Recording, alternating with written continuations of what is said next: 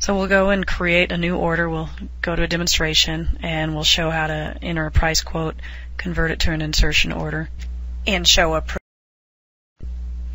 Okay, now we're going to go into Account Scout and actually put in an order together here.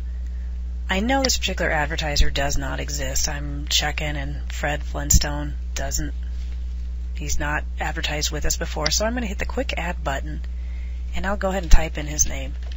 Oops, you'll find my typing skills is quite awesome. And Fred Flintstone, yes, we can bill him, and I can give him credit for myself on account, and we'll have his phone number. And if I knew it was Bedrock Insurance, and we'll just do 101 on Main Street. Bedrock Insurance would be what would show up on his bill if I didn't keep it as Fred Flintstone. So it's if different, print Bedrock. So I'll go ahead and hit my save. And now I'll look and my title bar across the top has changed and it's Fred Flintstone. I'm on his account. If someone else at his agency is called, I can go ahead and add those contacts here. That's what this little button's for. And I could put Fred directly in. And we'll just give him his phone number and his desk. If I'd remembered what I made up his number to be, it's 555. I can see it there on the edge, 555-9874. So maybe we want to include Wilma as another point of contact.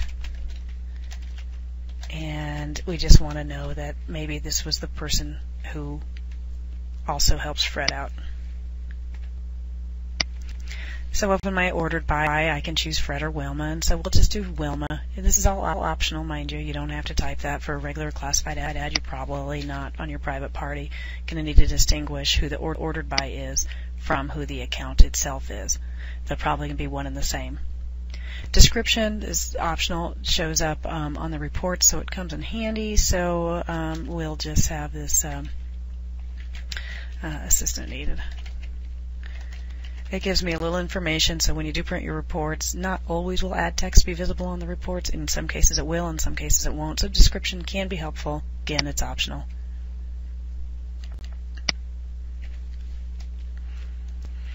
So we have the group classifications, and I also have the entire list of classifications. So I could choose one or the other here. I like the group classifications because it reduces my list for searching. So under employment, I'm only going to have the list of construction, miscellaneous jobs, and sales. Whereas if I go to my services, I'll have the option bail, housekeeping, and supplier. So I'm going to go under employment in this particular case, and we'll just go under sales for this position. The rate card is the which rates you'll be utilizing. I can have different rate cards chosen for my scenario here. I can have a one-time rate, buy three, get one. That's already been set up for you. I'll just go to my simple Boulder business rates and let's go on the classified word style. When I do my styles, I can maybe do it's going to be a picture ad. I'll just do a picture ad and the Boulder Blast. Now, you're not going to want to watch me type, so I have in my paste buffer text that they may have dictated me, or I could have copied and pasted it from an email. We know that they wanted a photo, so I'm going to drive up here to the Format. So we have my Options tab and my Formats tab, and there's the Insert Photo button. So I'm just going to say, let's go above the text, and it happens to be a JPEG that I have, and I'm going to pick the Skydiver ad. So I have my Skydiver image on. Am I a free spirit with a sense of humor? I have notice I have my word count, my line count, my inch count. And when I click over here, I can do some basic formatting. Maybe I want to center this particular text. It's like the word processor. If it's not big enough for me to see, I can zoom in. You can each have a different default. You can peek at that. There will be a default setting for the ad when it gets set up for you on this zoom in level. So you can talk with your colleagues at your office and decide what's going to be the best zoom for you. Maybe I want to bold that.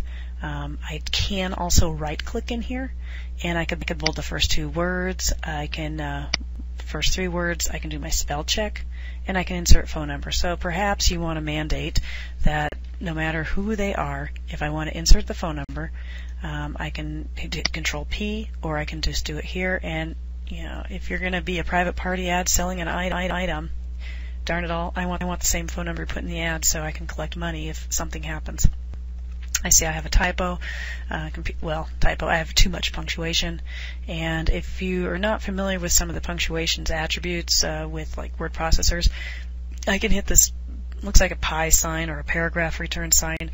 See all the little dots in there? That tells me it's a space. So depending on how your pricing is set, every time I hit a space and extra letters, it's going to calculate and increase my words.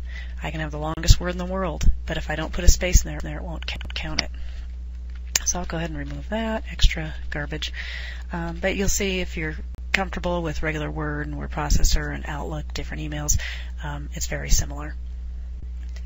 Now you can add on different upsells and discounts.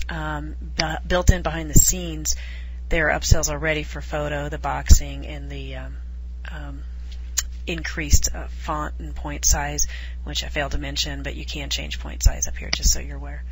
And the fonts themselves. Try to keep it consistent to make it easier to read within your title. But you don't need to really add in many of these upsells themselves. So I'm going to go in, this tear sheet count, if it's required for you to do a tear sheet, that's the place to put it. And then there's that PO number if it's a corporation that gave you some kind of a purchase order, or a case number to set if it's illegal.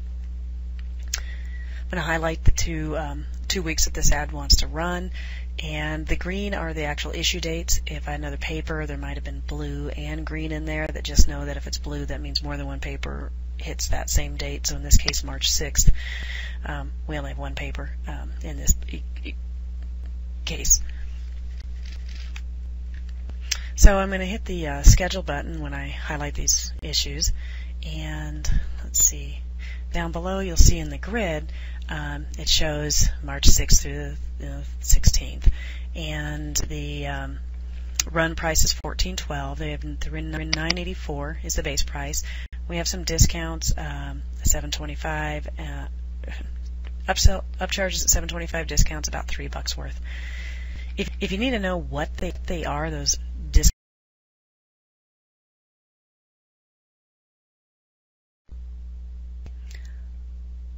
Now, most people, they'll just save, and you'll be able to just go on and be done with it. It's going to bark at me about credit limits.